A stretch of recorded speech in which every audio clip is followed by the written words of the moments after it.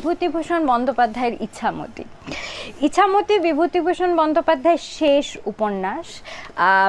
এর এইটা হচ্ছে ডেজের একটা এডিশন। এখানে পেছনে কি লেখা আছে আমি একবার পড়ে শোনাই। ইচ্ছে আছে এবার একটা বইয়ে হাত দেব, নাম দেব তার ইছামতি। বড় উপন্যাস, তাতে থাকবে ইছামতির ধারের গ্রামগুলোর অপূর্ব জীবন প্রবাহের ইতিহাস, বন নিকুঞ্জের মরা বাঁচার ইতিহাস, কত সূর্যোদয় কত সূর্যাস্তের নিষ্কিঞ্চন শান্ত ইতিহাস। ঠিক যেভাবে বিভূতিভূষণ বন্দ্যোপাধ্যায় বইটার বর্ণনা করেছেন, বইটা ঠিক সেরকমই। বইটা ভীষণ সুন্দর এবং এখানেও আপনারা দেখতে পাবেন যে তখনকার গ্রামের জাতিভেদ প্রথা এবং সংস্কার, আচার বিচার এবং তাদের জীবন এবং কিভাবে মানবিকভাবে তারা একে অন্যের সঙ্গে জুড়ে আছে। আর বিভূতিভূষণ বন্দ্যোপাধ্যায় যেভাবে প্রকৃতির বর্ণনা দেন সেটা তো